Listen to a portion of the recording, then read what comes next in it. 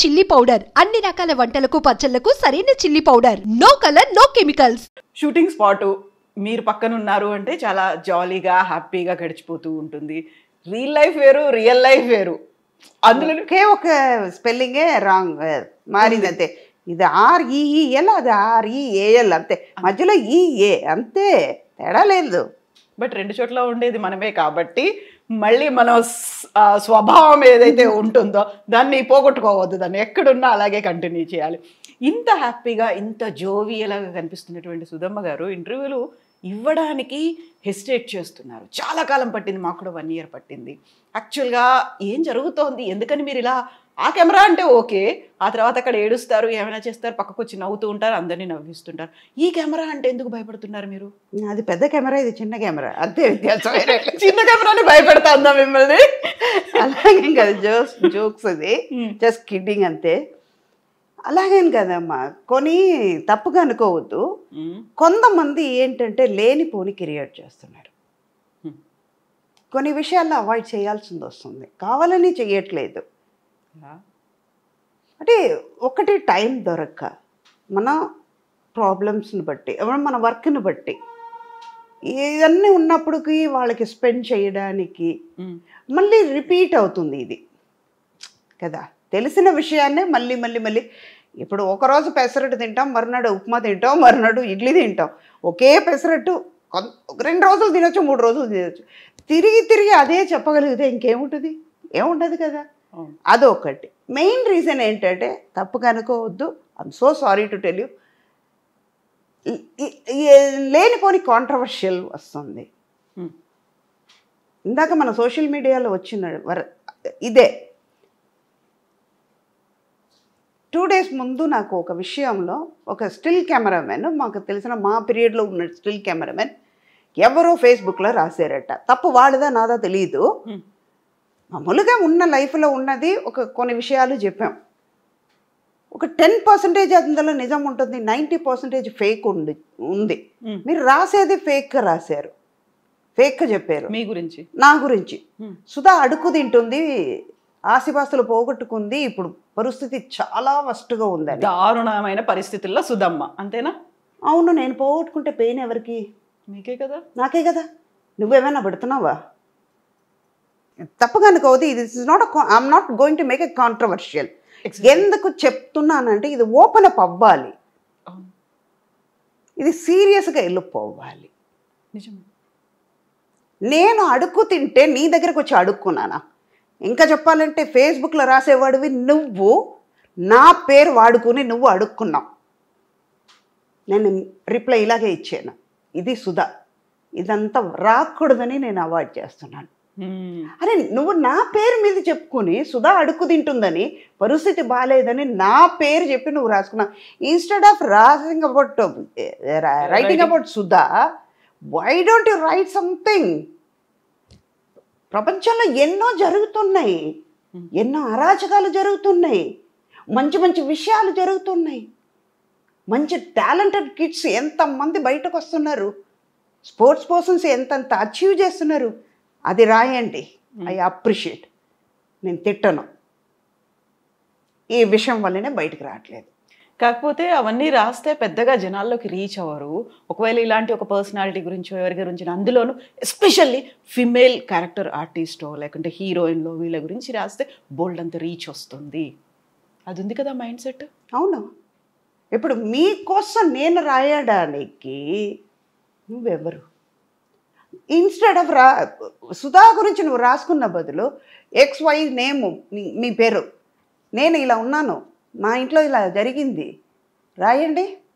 రాయరు కదా, పెయిన్ వస్తుంది కదా. ఒక చిన్న ఇన్సిడెంట్ చెప్తానమ్మా. ఇంత మాట వచ్చింది కాబట్టి ఇది సీరియస్నెస్గా వస్తుంది. ఇవన్నీ ఇప్పటిదాకా నాకు జోక్ చెప్పింది సుధాని చూసారు, ఇప్పుడు సీరియస్గా ఉన్న సుధాని చూస్తారు. ఒక చిన్న ఇన్సిడెంట్. తమిళ్లో రోమియో అని విజయ్ ఆంటనీ గారు పిక్చర్ చేస్తున్నాం. వాళ్ళ అమ్మాయి సూసైడ్ చేసుకుంది. నైట్ 2 o'clock వరకు షూటింగ్ చేస్తున్నాం. 1 o'clock ఆయనకు ప్యాకప్ అయ్యి వెళ్ళిపోయారు. మాల్లో షూటింగ్ చేస్తున్నాం మేము. 4 o'clock వరకు షూట్ ఉంది మాకు. 1 o'clock ఆయన ఇంటికి వెళ్ళిన తర్వాత వాళ్ళ మేనేజర్ ఫోన్ చేస్తున్నారు, వాళ్ళ అమ్మాయి సూసైడ్ చేసుకుందని. అరే మా ఇంట్లో మేము ఒకళ్ళని పోగొట్టుకుని నాకు ప్రేమగా ఉన్న నా కూతురునే, నా కొడుకునో, మా అమ్మనో, నా నాన్ననో, నా బ్రదర్నో ఎవరినో పోగొట్టుకుని నేను పెయిన్లో అనుభవిస్తున్నాను. నీకు ఇష్టం వచ్చినట్టు నువ్వు రాస్తున్నావు. ఏమని రాస్తున్నారు? అమ్మాయి ఎవరితోనో లవ్లో ఉందా? కూతురు 16 years అమ్మాయిని పోగొట్టుకుని తల్లి ఎంత బాధపడుతుంటుంది, ఆ ఫాదర్కి ఎంత పెయిన్ ఉంటుంది. మీ ఇంట్లో జరిగితే ఊరుకుంటారా? తప్పు కదా అది. బయటకు వచ్చి నేను ఫస్ట్ షూట్కి అవ్వగానే 2 o'clock ప్యాకప్ అయిపోయింది, చెప్పాము, ఇంటికి వెళ్ళాము. 9 o'clock నేను వాళ్ళ మేనేజర్కి ఫోన్ చేస్తున్నాను, నిజమ్మా ఇలాగ అయ్యింది, ఎందుకు చేసుకుందో తెలియదమ్మా. అప్పటి వరకు ఆ ముందు షెడ్యూల్ మాకు కుట్రాలం తెన్గాసిలో షూటింగ్ చేస్తే పిల్లల్ని తీసుకొచ్చారు, హాలిడేస్ అని ఒక 3 days ఉన్నారు. అలాంటి చూసుకోవాలంటే పిల్లల్ని చూసుకోవాలంటే వాళ్ళ దగ్గర నేర్చుకోవాలమ్మా. పిల్లల్ని అంత ధైర్యంగా పెంచుతారు ఆయన. అన్ని మోటివేట్ చేసి పెంచే మనిషి విజయ్ ఆంటనీ గారు. ఈ మ్యాటర్ వచ్చింది కాబట్టి నేను బయట పెడుతున్నాను. అయిపోయింది అదన్నీ. అంత పిల్లని చూసిన తర్వాత, అంత ఫ్యామిలీని చూసిన తర్వాత ఒక ఫాదర్ మదర్ కిడ్స్ని అంత అలాగ పెంచాలి, అలాగ ప్రేమ చూపించాలని నేను నేర్చుకున్నాను. అలాంటి మనిషి గురించి మీరు ఏరా అక్కడ అంత స్పేస్ లేకుండా వాళ్ళు పెయిన్ అనుభవిస్తున్నప్పుడు ఇది ఇలా వెళ్ళిపోయి ఉంటుంది, ఎవరితోనో లవ్ పడి ఉంటుంది, లవ్ చేసి ఉంటుంది, వాడు మోసం చేసి ఉంటాడు, ఇది ఏమైందో, అది అయిందో, ఇది అయిందో, ఎక్స్ అయిందో, వై అయిందో, ఎందుకు మీకు? ఇదే పెయిన్ మీ ఇంట్లో జరిగి ఉంటే మీరు రాస్తారా? నేను మీడియా ముందు వచ్చాను, దయచేసి అలా రాయకండి. అది ఏదో యూట్యూబర్ అవ్వనండి, ఫేస్బుక్ అవ్వనండి, దేనైనా సోషల్ మీడియాలో దయచేసి రాయకండి. అంతకి కావాలంటే మీరే మీ ఇంట్లో ఎవరైనా బతుకున్నప్పుడు పోయారునా మీరు రాసుకోండి, తృప్తి పడండి అన్నాను. నాకు కోపం బయట కలపవచ్చు. పక్కన మా ఫైట్ మాస్టర్ జాకువార్ తంగం అని ఉండే, వద్దు సుధా కరెక్ట్గా చెప్తున్నారు కానీ this is not a time to tell. కాదు మాస్టర్ ఈ టైంలోనే చెప్పాలి. అప్పుడు నేను నించున్నాను నా కారు కోసం. అప్పుడు బాడీ అమ్మాయి రాలేదు, హాస్పిటల్ నుంచి తీసుకురాలా, పోస్ట్ మార్టం చేస్తున్నారని వెయిట్ చేసాం. మార్నింగ్ 10 o'clock వెళ్ళాము, 8:30 9కి వెళ్ళాను, 10-10:30 వరకు వెయిట్ చేశాను, తీసుకురాలేదు. ఇంటికి వెళ్ళిపోయి మళ్ళీ వస్తామని నేను చెప్పేసి వెళ్ళిపోయి వస్తే నేను కారు కోసం వెయిట్ చేస్తుంటే ఎవరో యూట్యూబర్ అంట ఇలాగ లో ఫ్రేమ్ నుంచి ఫేస్ తీసేసి మరునాడు యూట్యూబ్లో వస్తుంది. ఎందుకు రాస్తావు? ఇన్స్టెడ్ ఆఫ్ నీ ఇంట్లో ఈ పెయిన్ అనుభవించేది ఇలా అయ్యిందని నువ్వు రాస్తావా? రాయ్, నేను చూసి సంతోషపడతా. ఎందుకంటే వాళ్ళ పెయిన్ నువ్వు రాసావు, నీ పెయిన్ నాకు సంతోషం ఉంటుంది. ఒకళ్ళ పెయిన్ ఇంకో వాళ్ళు మనం షేర్ చేసుకోవాలి, కానీ వాళ్ళకి స్పేస్ ఇవ్వాలి. వాళ్ళ పెయిన్కి మనం కన్సోల్ చేయాలి. అమ్మ మేమున్నాం, ధైర్యంగా ఉండండి, ఏమవ్వదు. అరే అది తిరిగి రాని శోకం, అది తిరిగి రాదేది, మళ్ళీ దొరకదు. ఒక 16 years ఎంత ప్రేమగా ఆ పిల్లని పెంచుంటారు. తల్లికి తెలుసు, తండ్రికి తెలియకుండా ఉండుండొచ్చమ్మా. తల్లి ఎంత బాధపడుతుంటుంది. మీరు ఏమేమన్నా రాస్తే ఆవిడ చూసేటప్పుడు ఎంత బాధపడుతుంది. మీ ఇంట్లో మీ అమ్మకి అలాగే ఉంటుంది కదా. అందుకే సోషల్ మీడియా అంటే నాకు కొంచెం 0.5 వెనక్కి వెళ్తాను. ఫేక్ నా గురించే రాస్తున్నారు. మంచిగా బతుకున్న వాళ్ళని చచ్చిపోయామని రాశారు. కానీ మీరు అనుకుంటున్నారు, మీరంటే మిమ్మల్ని కాదు, I'm talking about the person who's writing. వాళ్ళు అనుకుంటున్నారు మేము రాసాము చూస్తారని. కాదు, మాకున్న దృష్టిని మీరు తీసేస్తున్నారు. మాకు మీరు ఫ్రీ పబ్లిసిటీ ఇస్తున్నారు, ఇవ్వండి అంట. నేను పాజిటివ్గా ఉంటే ఓకే అమ్మ. అందులో మీరు చెప్పినట్టుగా ఇలాంటి ఇష్యూస్ వీటన్నిటి గురించి రాయడం అనేది ఒక రకంగా ఇంతకుముందు చెప్పినట్టు అదేదో టీఆర్పీ, మాకు వ్యూస్ వస్తాయి, సబ్స్క్రైబర్స్ పెరుగుతారు, రెవెన్యూ వస్తుంది, ఇవన్నీ అనుకోవడం ఉంది చూడండి. అది ఈ మధ్య కాలంలో విపరీతంగా పెరిగింది అనేది. అమ్మ ఇందాక నేను చెప్పినట్టు కవిత గారు రీల్స్ చేస్తున్నారు. ఒక సాంగ్ గురించి మీరు రీల్స్ చేస్తున్నారంటే ఆ సాంగే నేను చూస్తాను కదా. నువ్వు చేసింది నేను ఎందుకు చూడాలి? నా టైం ఎందుకు వేస్ట్ చేయాలి? అదే చూసి సంతోషపడతాను కదా. అది మీరు చేసిన దానికంటే అది అందంగా ఉంది కదా. కాకపోతే ఇప్పుడున్నటువంటి ట్రెండ్, ఈ జనరేషన్ అంతా సోషల్ మీడియానే నిజమైనటువంటి ప్రపంచం అనుకుంటుంది. అక్కడ ఉన్నటువంటి ఫాలోవర్స్, సబ్స్క్రైబర్స్ అండ్ కంపారిజన్స్ కూడా చాలా పెరిగిపోయాయి కదా. ఎన్నాళ్ళు ఉంటుంది అది? టెలిఫోన్ ఉంది, టెలిఫోన్ లేదు, టెలిఫోన్ వచ్చింది, పేజర్ వచ్చింది, పేజర్ పోయింది, చిన్న ఫోన్ వచ్చింది, నంబర్ ఫోన్స్ వచ్చింది, నంబర్ పోయింది, స్మార్ట్ ఫోన్ వచ్చింది. ఆ టెలిఫోన్ అనేది ఎక్కడో వెళ్ళిపోయింది కదా, అది అలాగే ఇది కూడా వెళ్ళిపోతుంది, ఉండదు. కాకపోతే అప్పటిదాకా ఇలాంటి కష్ట నష్టాలు ఇవన్నిటిని ఫేస్ చేస్తూ ముందుకు వెళ్ళాల్సిందే. అన్నీ ఫేస్ చేయాలి. Take it as a positive, take it as a lesson. నేను మీ ప్రీవియస్ ఇంటర్వ్యూస్ చూసినప్పుడు I don't want to dig the past, నేను దానికి వెళ్ళాను. కాకపోతే బోల్డ్ అని ఇవన్నీ జరిగిన తర్వాత వాటన్నిటి నుంచి సుధమ్మ బయటపడ్డారు. చాలా కాన్ఫిడెంట్గా, నేను బోల్డ్ అన్నాను, నేను మళ్ళీ చాలా చాలా కాన్ఫిడెంట్గా ఉన్నారు. సెల్ఫ్ గురించి ఆలోచిస్తూ ముందుకు వెళ్తున్నారు. సైకలాజికల్గా ఎఫెక్ట్ పడకుండా మీ మీద మీరు ఫోకస్ పెట్టుకొని వెళ్తున్నారు. ఒక ట్రామా ఎదురైంది, ఏడ్చే సిచ్యువేషన్స్ ఉన్నాయి, ఎవరికి చెప్పుకోవాలో అర్థం కాని పరిస్థితులు, మనతో ఎవరున్నారో లేని పరిస్థితులు ఉంటాయి. దాని నుంచి బయటికి రావడం అనేది నాట్ దట్ ఈజీ టాస్క్ కానే కాదు, చాలా ఛాలెంజెస్ ఉంటాయి. ఎలా బయటపడతారు మీరు? అదే ఇందాక నేను చెప్పినట్టు ఐ లవ్ మై సెల్ఫ్. నా వల్ల అవుతుందని నేను అనుకుంటాను. నేను ఫెడప్ అయ్యానంటే, వెక్స్ అయి కూర్చున్నానంటే చెయ్యలేను అని నెగటివ్గా ఆలోచించానంటే చేయలేను. వచ్చింది, ఫేస్ చేద్దాం. అవి బేసికలీ ఏంటంటే, ఒక ప్రాబ్లం వచ్చిందంటే ఆ ప్రాబ్లం నుంచి ఎలాగా అని సొల్యూషన్ ఆలోచిస్తాను, ఎందుకు వచ్చిందే అన్నది ఆలోచించను. బేసికలీ నా క్యారెక్టర్ అంతే. ఒక క్యారెక్టర్ ఇచ్చారంటే ఈ క్యారెక్టర్ ఎలాగ ఉంటుంది అని గ్రాఫ్ చేసుకుంటాను నేను. ఆ తర్వాతనే క్యారెక్టర్ చేస్తాను. అలాన్నప్పుడు లైఫ్లో కూడా అంతే. వచ్చింది, జరిగింది, పెయిన్ అనుభవించిపోయేది నేను, అనుభవించి చూద్దాం, అది కూడా లెసన్. అంటే ఒక లెసన్ దొరికింది నాకు, ఒక ఎక్స్పీరియన్స్ దొరికింది, దాటి బయటకు వస్తాం. గుంట ఉంది, దాటి అవతలకి వెళ్ళాలి. ఒక్క అడుగు ముందుకు వేస్తే నేను వెళ్ళిపోతాను అవతలకి, దాటేస్తాను. అయ్యో గుంట ఉందని నేను ఎందుకు కింద చూస్తా, దాటగలుగుతానని వెళ్ళిపోయాను. అక్కడ మంచిది ఉంది, గుంట నా వెనకాల ఉంది, వెళ్ళిపోయింది. అలా ఆలోచించి నేనే నాలో క్వశ్చన్ నేనే, ఆన్సర్ నేనే, సమాధానం నేనే చేసుకుని కంట్రోల్ చేసుకుని బయటపడ్డా. అండ్ వన్ మోర్ థింగ్, ఇప్పుడు మా కాలం, మా మదర్ కాలం, వాళ్ళ కాలంలో చెప్తే ఒక సపోర్ట్ ఇచ్చేవాళ్ళు. ఇప్పుడు యాజ్ పర్ మై నాలెడ్జ్, నా ఎక్స్పీరియన్స్ వరకు సుధా గారికి అయిపోయిందిరా, అయిపోయింది. ఆవిడ ఇంకా ఇప్పుడు ఫేస్బుక్లో రాసిన వాళ్ళలాగానే కదా, వాడు నేను ధైర్యంగా బయటకు వచ్చి చెప్పానంటే వాళ్ళు ఇంకా రాయలేరు కదా. ఓ ఈవిడ బాగానే ఉంది, మన అనవసరంగా రాశారు వీళ్ళు, 10 మంది చదువు ఉంటారు, అట్లీస్ట్ 5గురు చదువుతారు కదా, బాగానే ఉంది ఆవిడ, వీడికేం పోయేగాలం ఇలా రాశాడు కాకుండా ప్రతిసారి నేను బాగున్నాను అని చెప్పుకోవడం అనేది కూడా ఒక రకంగా అవసరమా అనిపిస్తుంది కదా.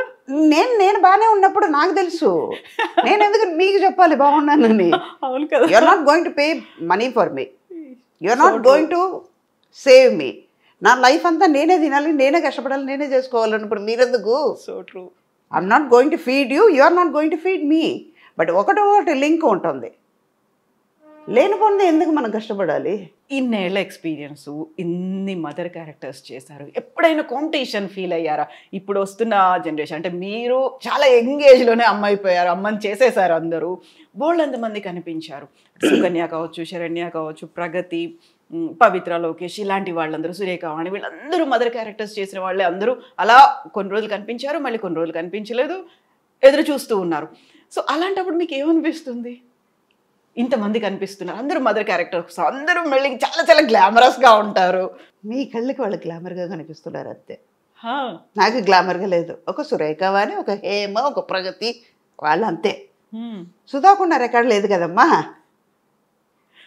సుధా 43 ఇయర్స్ ఇంకా స్టెబిలిటీ కరెక్ట్గా ఉన్నాను. సుధా రికార్డులో ఎన్ని పిక్చర్లు చేశాను, ఎన్ని హిట్ పిక్చర్లు చేశాను, ఎంత పెద్ద పెద్ద హీరోస్తో చేశాను, ఎంత పెద్ద డైరెక్టర్స్తో వర్క్ చేశాను. ఇప్పుడు ఉన్న వాళ్ళు ఒక మించిపోతే ఒక 10 పిక్చర్లు చెప్పుకుంటున్నారు, నేను 1000 పిక్చర్లు చేయగలిగాను. చాలా ఎత్తుకుని చెప్తా. 4-5 లాంగ్వేజ్ చేశాను. ఇప్పుడు ఎంతమంది చేస్తున్నారు? వాళ్ళు కూడా బతకాలి కదా, నేను స్పేస్ ఇస్తే కదా వాళ్ళు వచ్చేది. అందుకే సరే అది కూడా పాజిటివ్గా ఓకేలే స్పేస్ ఇచ్చాం వాళ్ళు చేస్తున్నారు. వాళ్ళు ఉన్నారు కదా లోకల్లో, బతకాలి కదా. నేనే 10 రూపాయలు తినాలి, నేనే కడుపు నిండా తినాలి, నేనే బిర్యానీ తినాలంటే ఎలా? వాళ్ళకు కూడా ఉండాలి కదా. అందుకే మీరు పులిహోర తింటే వాళ్ళకి నాకు ఇష్టమైన పులిహోర నేను తింటాను, మీకు ఇష్టమైన బిర్యానీ మీరు తినండి. ఇంతమంది హీరోలకి అమ్మగా చేశారు, మహేష్ బాబు చేశారు, ఎన్టీఆర్ చేశారు, రామ్ చరణ్, అల్లు అర్జున్, వాట్ నాట్, ఇప్పుడు ఉన్నటువంటి యంగ్ హీరోలు ఈ జనరేషన్ అందరికీ చేశారు. ఎప్పుడైనా అరే అనిపించిందా? నాకు అది మళ్ళీ మళ్ళీ అరిగిపోయిన రికార్డ్ లాగా I love my self, I love my profession. ఒక చిన్న విషయం చేసినా కూడా మంచి దాని మీద అంత లవ్తో చేస్తాను, అంత ప్రేమించి చేస్తాను అన్నమాట, ఇష్టంగా చేస్తాను. అందువల్ల అది నెగటివ్గా రానివ్వను కదా. అది ఎంత అందంగా ఉంది కదా అనుకుంటాను. అయ్యో నువ్వు చేయగలుగుతావు సుధా, అద్దంలో నేనే చూసి నేను అప్రిషియేట్ చేసుకుంటాను. ఇందాక మీరు గమనించుంటే తెలుస్తుంది, వెరీ బిగినింగ్ మీరు అందంగా ఉంటారు అనగానే తీసుకున్నారు, అర్థమైందా? అలాంటి మనిషి నేను. అందుకే ఏది నాకు పెద్దగా అనిపించదు, టేక్ ఇట్ ఈజీ పాలసీ, కూల్గా ఉంటాను, టెన్షన్ తీసుకోను, చల్తా అలాగే. అప్పుడు అన్ని సూపర్ హిట్ మూవీస్లో మీరు యాక్ట్ చేశారు, సూపర్ కలెక్షన్స్ ఇవన్నీ వచ్చాయి. బట్ ఇప్పుడు ఏంటంటే block buster, pan India, pan world, Oscar రేంజ్కి వెళ్ళినటువంటి ఇవన్నీ సినిమాలు చూసినప్పుడు అలాంటి సినిమాలో నాకు క్యారెక్టర్ ఉంటే బాగుండేదే, ఈ సినిమాలో నేను అమ్మనయ్య ఉంటే బాగుండేదే, మిస్ చేసుకున్నానా, అరే ఉంటే క్రియేట్ చేసి ఉంటే బాగుండేది, అలా ఏమన్నా అనిపించింది? ఇప్పుడు అనిపించట్లేదు, లేదా 100% అనిపించట్లేదు. మనం చేస్తాం కదా, పాత వాళ్ళని చూసేటప్పుడు కనిపిస్తుంది, ఒక జయసుధ గారిని చూసేటప్పుడు కనిపిస్తుంది, జయప్రద గారిని చూస్తే అనిపిస్తుంది, ఓకే సావిత్రి గారిని చూసేటప్పుడు అనిపిస్తుంది, సుచేత గారిని చూసేటప్పుడు అనిపిస్తుంది. ఇప్పుడు అసలు లేదు, 200% కూడా అనిపించదు. 100% కాదు, 200% చెప్తాను. ఐమ్ నాట్, నాకు ఇంతకంటే మంచి క్యారెక్టర్స్ నేను చేశాను. ఆమె చెప్పుకోవచ్చు, మన్మధుడు చెప్పుకోవచ్చు, నువ్వు లేక నేను అలాంటి క్యారెక్టర్ నేను చేసిన తర్వాత గ్యాంగ్ లీడర్ చేశాను. అలాంటప్పుడు నేను ఎందుకు ఇప్పుడు ఉన్నది నేను కంపేర్ చేసుకోవడం? వీళ్ళెవరు నాకు పోటీ కూడా కాదు, వాళ్ళ ఏజ్, వాళ్ళ క్యారెక్టర్ ఇప్పుడు ఉన్నది అంతే. సుధా ఫుల్ ఫ్లెడ్జ్గా క్యారెక్టర్స్ చేశాను. నా కోసం అని కొన్ని క్యారెక్టర్స్ ఇచ్చే డైరెక్టర్స్తో వర్క్ చేశాను. అలాంటప్పుడు నేను వీళ్ళందరినీ ఎవరిని పోటీ కాదు, రాలేరు. పోటీ సుధా అంటే సుధాకు మాత్రమే పోటీ, రీప్లేస్ సార్.